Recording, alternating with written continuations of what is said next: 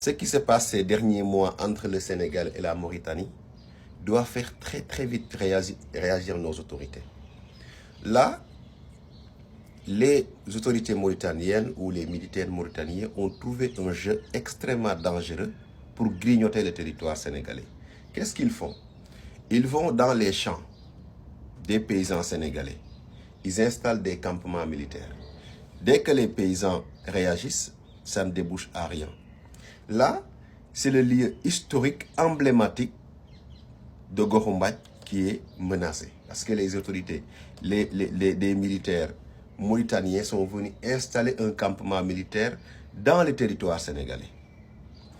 Et je vais vous dire une chose. La Mauritanie a très bien calculé ce qu'elle fait. Très bien, je vous le dis pourquoi. Les meilleures terres de la Mauritanie, c'est à cet endroit-là où la frontière avec le Sénégal, frontalier avec la zone de Gokhumbath, qui est une zone historique emblématique sénégalaise. Ils trouvent un jeu de déplacer même les bornes frontalières. Et pourquoi ils l'ont calculé? Allez demander tous les géomorphologues du monde. Les meilleures terres, les meilleurs sous-sols, c'est dans les embouchures. Et là, c'est à proximité de l'embouchure du fleuve Sénégal. La Mauritanie est en train de faire comme si, en tout cas, elle est en train de chercher à grignoter des kilomètres sur cette bande-là pour mieux empiéter sur l'embouchure du fleuve Sénégal, priver les paysans sénégalais des terres et après exploiter ces terres-là. Et ces terres-là, aller également interroger ceux qui sont spécialistes de l'exploitation minière. Forcément, c'est dans les embouchures, comme ce que vous avez dans les deltas, comme ce que vous avez dans les deltas du Niger au Nigeria, que vous avez souvent une très grande quantité de pétrole ou d'autres ressources annexes. Ce que fait la Mauritanie, c'est essayer d'empiéter sur cette zone-là pour avoir plus de chances de tomber sur une mine ou un puits de pétrole dans cette zone-là. Tout est calculé. Donc, les autorités sénégalaises doivent absolument réagir. Parce que déjà avec la Mauritanie, on avait perdu beaucoup de villages. Beaucoup de villages ont été abandonnés volontairement par Senghor. Il n'y avait pas de problème, il n'y avait rien. Senghor avait décidé, dans sa folie de poète, de dire que je veux que la tête le Sénégal, la carte du Sénégal ressemble à une tête de lion. Il a redessiné la carte, abandonné beaucoup de villages au profit de la Mauritanie, du Mali et dans d'autres pays. Et là, je pense que les autorités sénégalaises doivent absolument très vite réagir.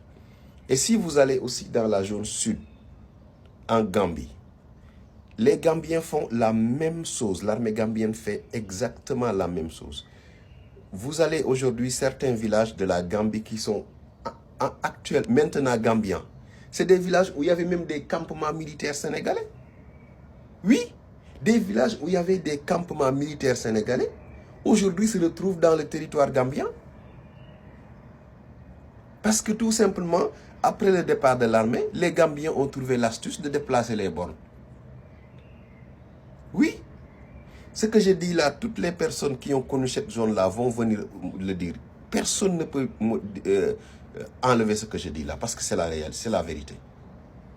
Les autorités sénégalaises doivent absolument réagir pour arrêter ce fléau-là, parce que ça va mettre en danger la paix entre les deux pays, la Mauritanie et le Sénégal, et mettre en danger tous nos paysans qui vivent de cette ressource-là.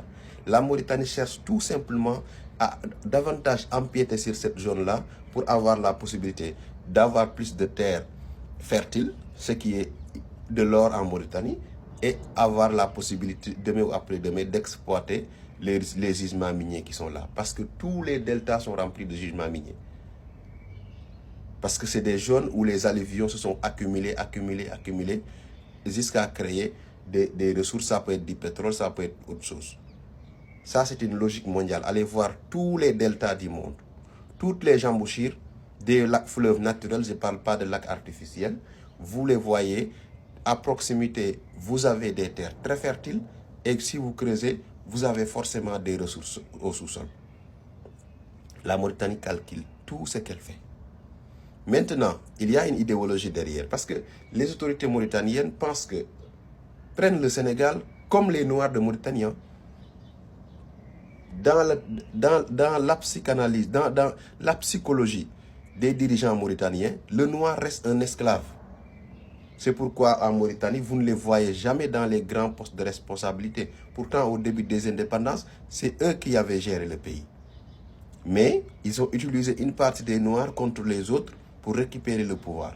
L'armée mauritanienne, tous les soldats, les officiers, tous les officiers, vous allez voir, vous n'allez pas voir de Noirs. Dans la scène politique, il y a des Noirs qui se battent, mais ils sont combattus d'une manière aussi violente qu'on dirait qu'on est en Afrique du Sud dans les années 70. C'est ça la vérité.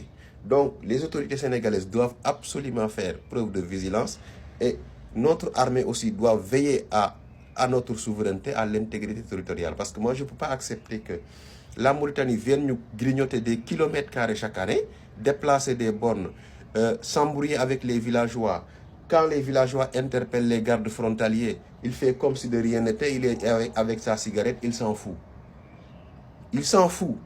C'est de l'irresponsabilité. Vous allez en Gambie, c'est le même jeu qu'est en train de faire la Gambie pour élargir son territoire. À chaque année, il déplace les bornes de frontières vers le sud. Côté nord, c'est très difficile parce qu'il y aura moins de complicité. Mais côté sud, vous avez des gens avec la guerre qui, avec l'enclavement, ils ont à un moment donné cru que le Sénégal ne les aimait pas. Mais en réalité, ce n'était pas ça. C'est qu'il n'y avait pas de sécurité. Je ne peux pas comprendre que des villages où il y avait des campements militaires dans le passé se retrouvent aussi aujourd'hui dans le territoire gambien. Disons la vérité. La Gambie doit arrêter ce jeu-là. La Mauritanie doit arrêter ce jeu-là parce qu'il n'y a rien de plus important que la paix. Et la paix n'est pas compatible avec des agressions. La paix n'est pas compatible avec des tentatives d'humiliation. Parce qu'il n'y a rien de plus humiliant que de voir une personne prêter serment pour l'intégrer de son territoire. Et toi, chaque jour, tu fais un jeu pour que cette intégrité du territoire-là soit mise en danger. Soit mise en danger. Il faut arrêter ce jeu-là. C'est dangereux. Qu'ils arrêtent de vouloir grignoter des terres par-ci, par-là. Le bornage a été fait. Et les données de localisation ont été prises. Chaque borne a des coordonnées géographiques. Donc aujourd'hui, je pense qu'il faut une délégation aller régler ça, remettre les bornes qu'on avait depuis les indépendances pour éviter un problème. Parce que ces jeux-là, tôt ou tard, risquent d'aboutir à des problèmes. Et que le jour où ça va aboutir à des problèmes, je sais que c'est des civils qui seront les plus perdants parce que c'est eux qui vont être les premiers à être attaqués, à être tués parce qu'ils seront sans défense.